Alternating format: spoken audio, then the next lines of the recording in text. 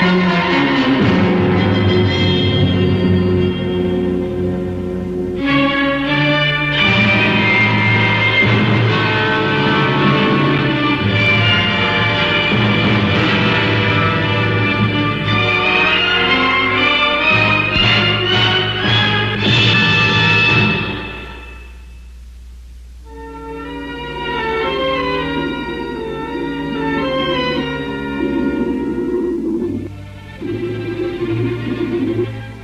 name is Mike Nelson. My job, underwater research. In my field of work, the understanding of underwater detonation is quite essential. The Navy taught me how to handle and respect underwater explosives of different kinds. But I never knew that one day, long after I had left the Navy, underwater explosives would nearly cost me my life.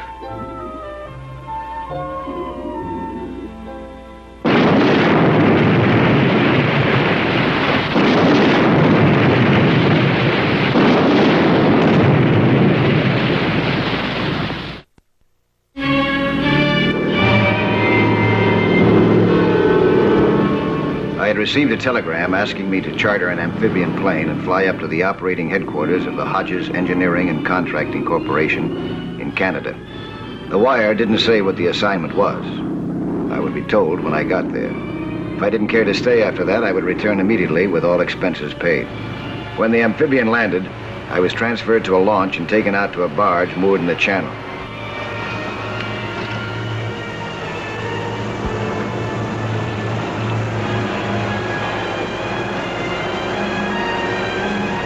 The wire said that I was to see Mrs. Evelyn Hodges. It didn't say that she was a very exceptional woman. Exceptional in a lot of ways. And with a very exceptional assignment for me. But she came at it very indirectly. Mr. Nelson, I'm Evelyn Hodges. Good to see you. Mrs. Hodges, nice to see you.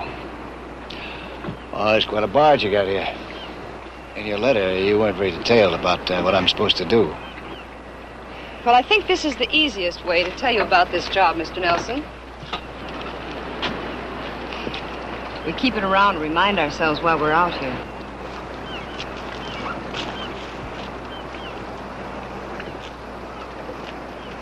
Oh, yes, I remember this. That was terrible.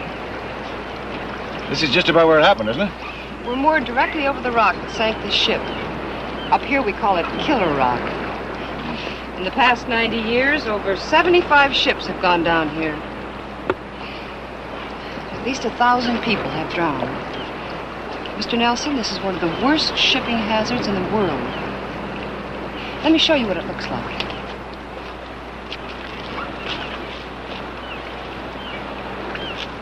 Our company has just been given the contract to blow the whole top right off that. How does your company plan to do that?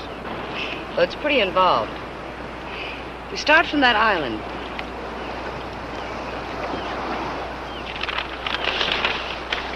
Right here. Drill a tunnel down here, across the bottom, up into the rock, and fill these tunnels with explosives. Oh, that's pretty ambitious. There's been talk about doing this now for some time, isn't it? Yes. Other companies have been offered the contract and turned it down. Russ, my husband, is our chief engineer, and he's determined to lick it. But he needs help, Mr. Nelson, and that's where you would come in. I guess I'd better tell you about it as long as Mr. Hodges isn't here to do it himself. Well, where is Mr. Hodges? Somewhere below us right now. Alone. The diver he worked with quit.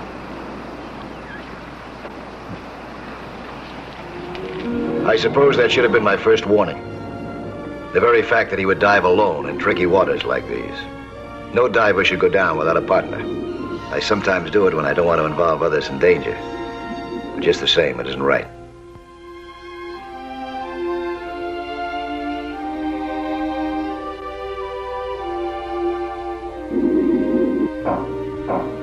And Hodges, no matter how dedicated he was to surveying Killer Rock underwater, to bringing back geological samples for analysis, had no business down there alone.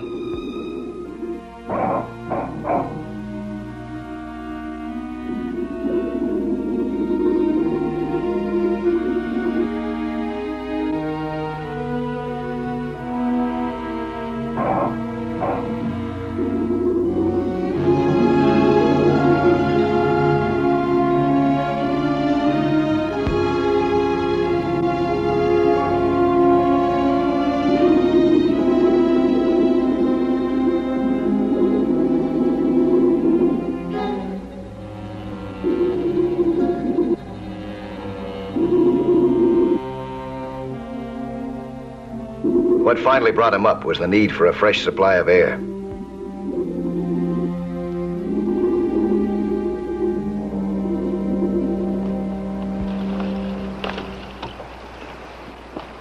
Hey, you must be Mike Nelson. Welcome aboard. Thank you. Mr. Hodges? I trust you two came to terms and all that? Yes, Mrs. Hodges took care of everything. Very satisfactorily. She usually does. You know, she really runs this company. Well, what do you say? You ready to go to work? How long will it take you to get into your gear? Right now? Well, sure, why not right away?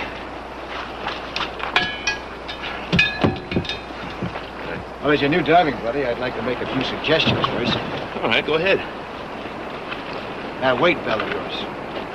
What about it? Wearing the outside of your harness, you know that. You got no safety release on it. What's going to happen when you're down there and you want to get rid of it all of a sudden? I tell you, Mike, I don't think I'll be in any kind of a situation that I can't handle. You better have a safety release on that. And wear it on the outside of your harness, huh? Okay.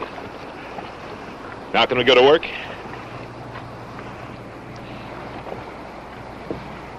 You usually throw your tank down like that? Oh, why not? It's empty. That's why I came up, to get a fresh one. Oh, it's not the tank. It's the regulator that I'm concerned with. Why? What's wrong with it? Keep it up. Like that, huh? And it won't get damaged, and your hose won't get cut. You know he's right. That's good stuff, Mike. I'll tell you what. Why don't you take charge of all this gear, huh? I'll handle the survey. Incidentally, Evie, I'm down 60 feet with it already. If Mr. Nelson would just get into his gear, I'd like to start where I left off, huh? I hope you don't mind my making suggestions. I'd like to feel free to whenever I think it's necessary. Oh, that's fine. As long as it doesn't involve a lot of diving falderall, it's going to slow us up. Well, come on, Mike, let's get wet. You can change over in the boat, huh? I'll be right with you, Mr. Hodges. Russ! Be right with you, Russ.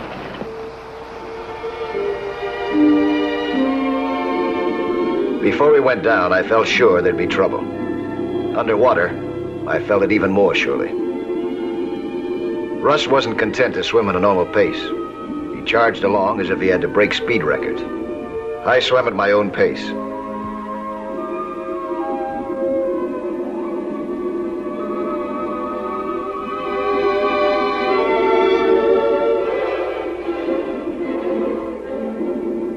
Ahead of us, we could see the wrecks of ships that had died on Killer Rock. A frightening reminder of the importance and urgency of our job.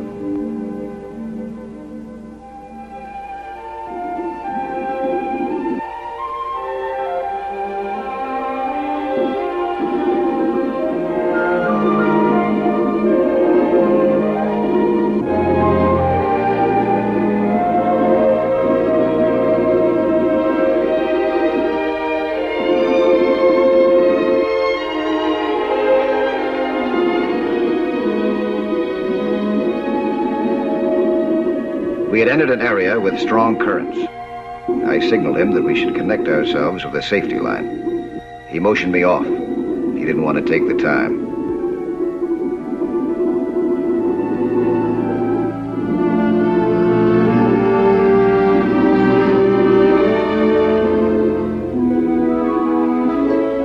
Our first crisis was coming fast. For deep below the surface, a tremendous discovery was waiting for us. Russ saw it first, at least 90 feet down. The mouth of a cave that seemed to lead right into the rock. This could be the luckiest break in the world. If this cave went far enough and close enough to the top of the rock, there would be no need to dig dangerous tunnels. The explosives could be planted right in the cave.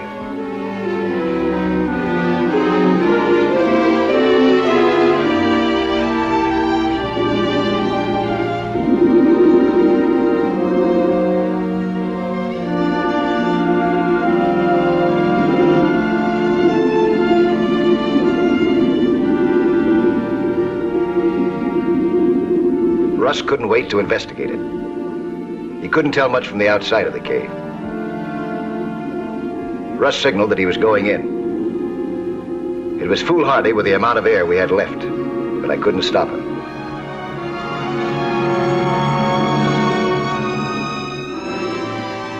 I didn't know what was in that cave or what might happen in it. But whatever Mr. Hodges was getting himself into, I wasn't going to be far behind.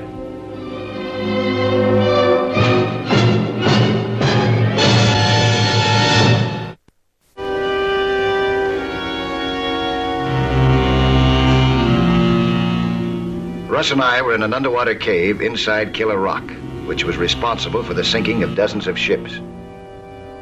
If the cave was long enough to fill with dynamite, we could destroy Killer Rock forever. But more important to me at the moment were the time, the pressure, our supply of air, and the fact that my partner was once again racing ahead of me, with no thought of the dangers that he might be running into.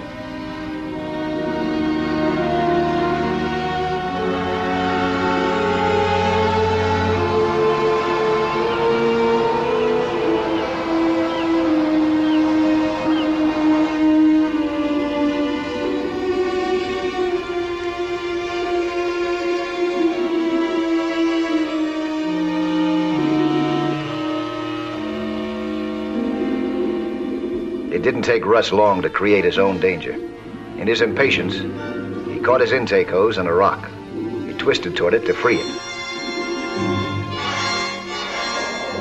And then as he turned back, he inhaled water instead of air. The rock had torn his hose.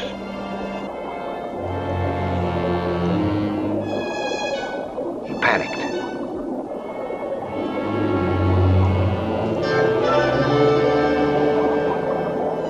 I quickly gave him air from my tank.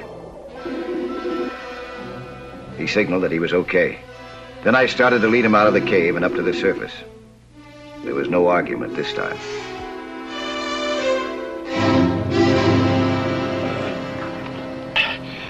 Oh, honey, you sure had the right idea when you sent for Mike.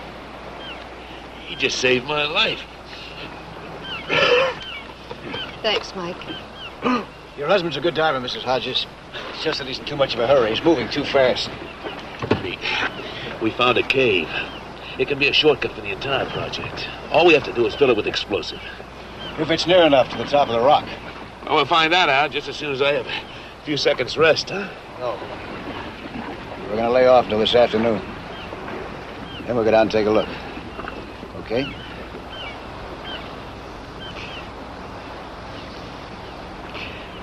Okay, boss.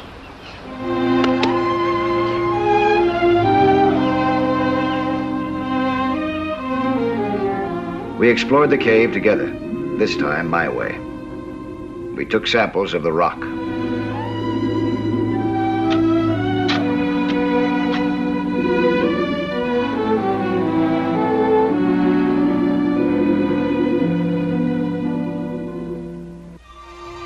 We made diagrams and drawings at every level and turn.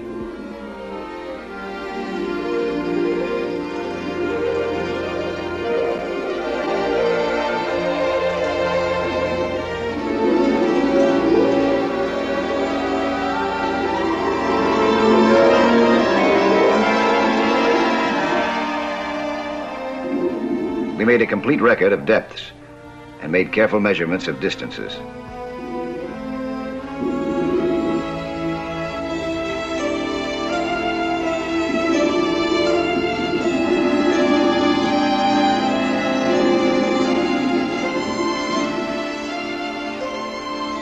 Finally, we drew an accurate diagram showing all the passages of the cave.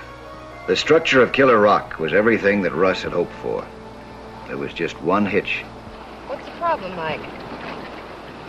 Oh, this amount of rock above the caves, it means that it would take at least 20 tons of neotropene Y3 to blow it. Well, we've got 20 ton. No, that's not the problem. It's getting it in there. See those narrow areas? Here. It'd mean that only one man at a time will be able to get through those passages.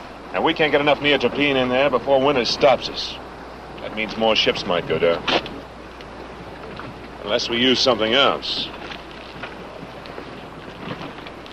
Liquid nitro? Yeah. Forget about liquid nitro. It's too unstable. Evelyn, you know as well as I do, a gallon of liquid nitro is equal to a whole ton of dynamite. But dynamite is safe to work with. Liquid nitro can go up any time with just one sharp jolt. And I know who you think is going to take that liquid nitro in. You. No, Russ. I won't hear of it. Now, look, just one man working alone can get enough liquid nitro into that cave to blast Killer Rock off the face of the earth once and for all, and in plenty of time. Oh, hey, don't get mad. I'll leave it to Mike. Am I right or wrong? He's right. It could be done. Just about 20 dives. Yes. If he didn't blow himself to kingdom come first. Oh, Evie. Have you ever worked with liquid nitro, Mike? Yeah, as a matter of fact, I have. What your husband wants to do would be dangerous, but it's possible. You could put each bottle of nitro in a separate can, surrounded with sponge rubber, made shock absorbent in every possible way. Only one man would be allowed to handle it. Always the same man. He's very, very careful. Could be done. I just won't allow it.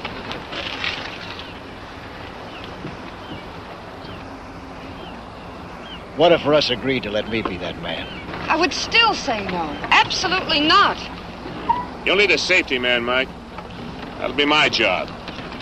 Oh, honey, that's how we're going to do it. Oh, why can't you wait? Why? You know very well. This is why.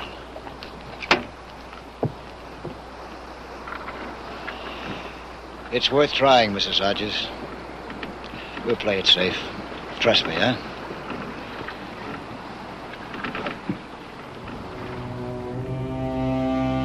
I packed each bottle of the explosive with every precaution. Even so, I knew that liquid nitro was so unstable it could be exploded even by a badly timed hiccup. I handled each one of those cans as though it was a day-old baby. No mother ever gave anything such loving care. They say a good diver should be able to hold his breath underwater for long periods. On this job, I didn't need anything else to make me hold my breath. It was all I could do to keep breathing. The passages into Killer Rock were long, but while I carried the nitro, they seemed endless.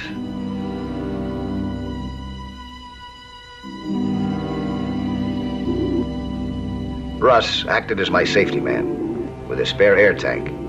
If I didn't return by a prearranged time, he'd come after me. He felt honor-bound to share the risk, but almost as much as anything else, I was afraid that he'd try to help me when I didn't need help.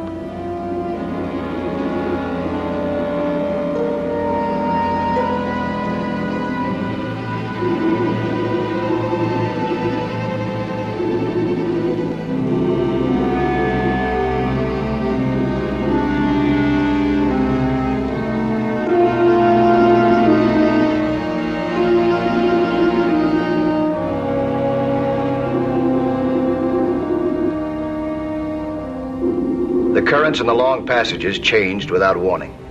One updraft knocked my head against the roof of the cave. The can slipped from my hands.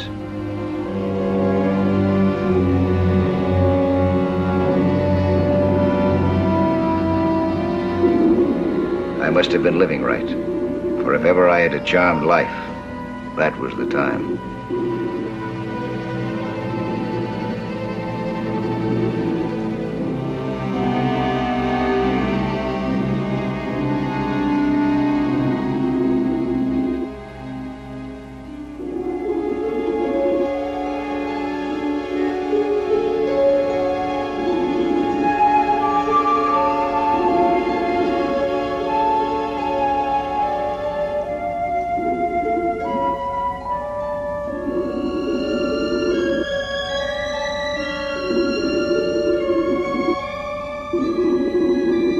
It seemed hard to believe.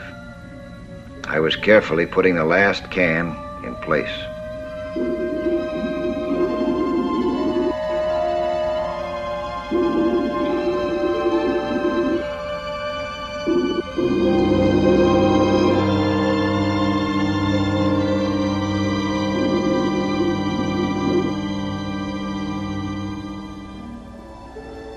I still had to string the wire for the detonator.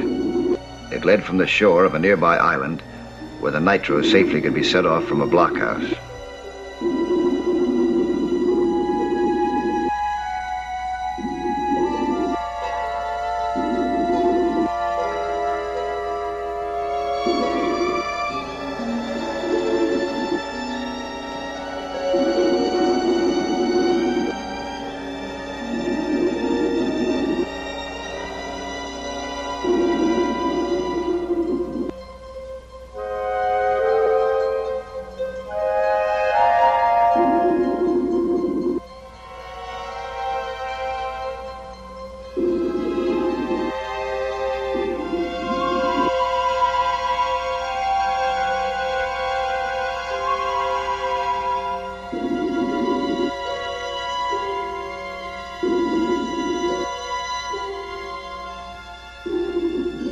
All I had to do now was connect the wire to the terminals of the detonator can.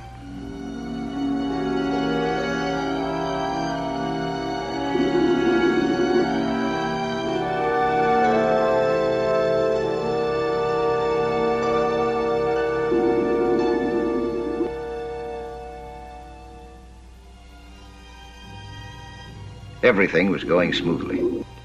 Our job was almost over. It seemed impossible that anything could happen now.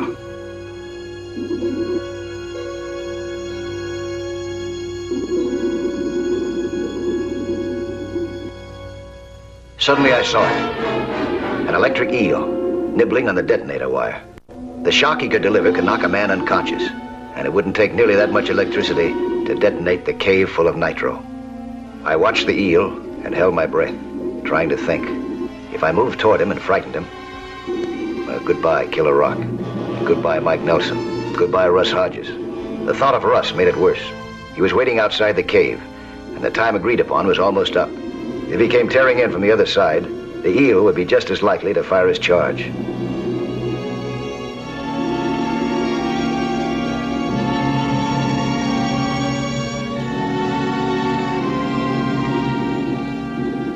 And yet there was no way that I could pass that eel without frightening it.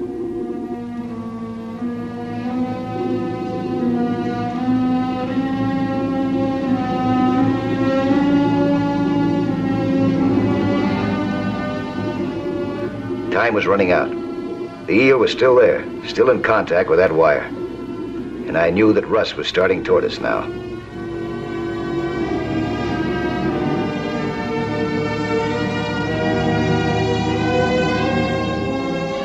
I couldn't wait any longer. My crowbar had an insulated handle. If my first blow could get the eel away from the wire, we had a chance.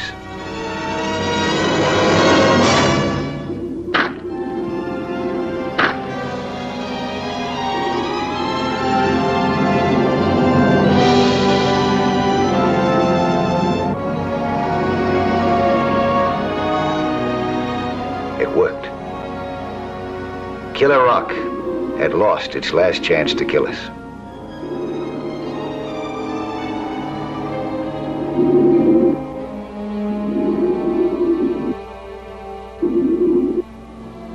H hour for Killer Rock was at 0900 next morning.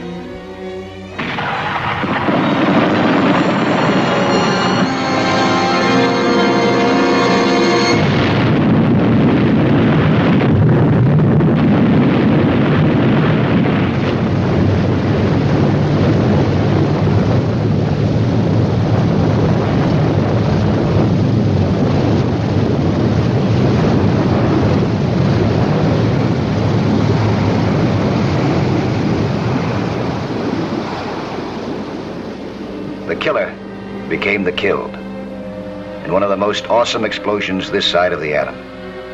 And the headline that served to remind a man of his duty was now at last truly a story of the past.